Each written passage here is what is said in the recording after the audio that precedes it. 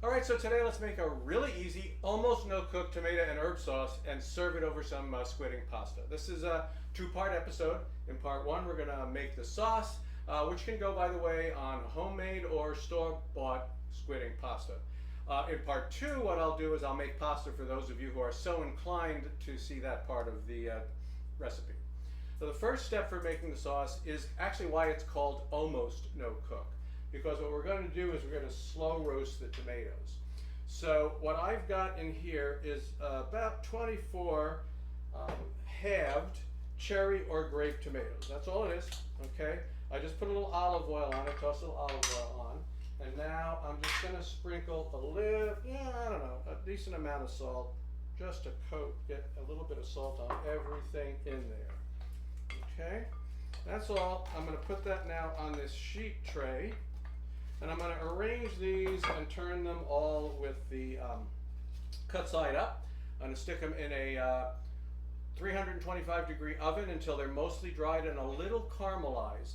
That's going to take about 20 to 25 minutes. And so I'm not doing that 400 to 425 char roast that I often use. So these will go in and we'll come back later and finish it.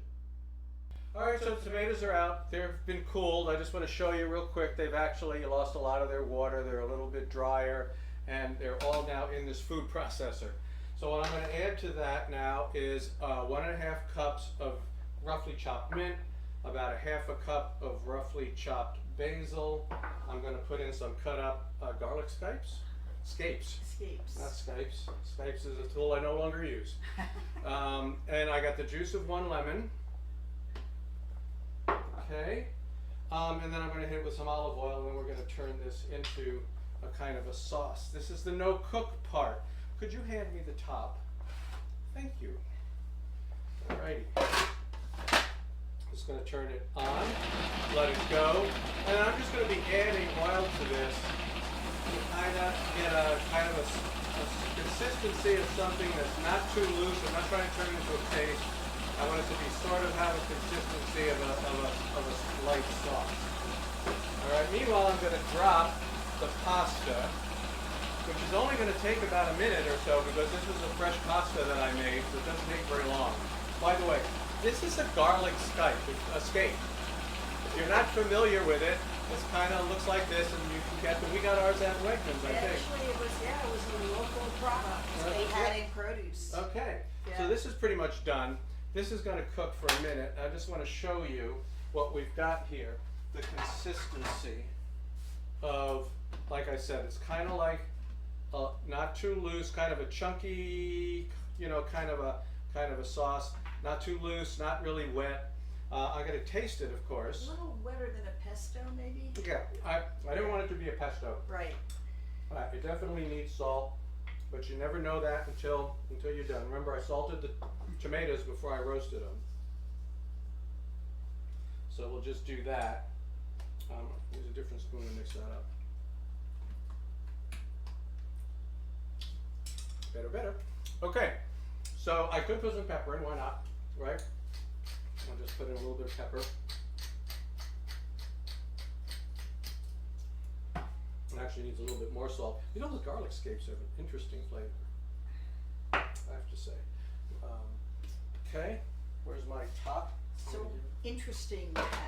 Well, they're kind of like, they kind of taste like garlic, but they're really a little sharper, I guess is the way to put it. All right, this pasta is done. It doesn't take very long. So we're going to get it out. I'm going to just put it in this bowl. Just let it drain like that.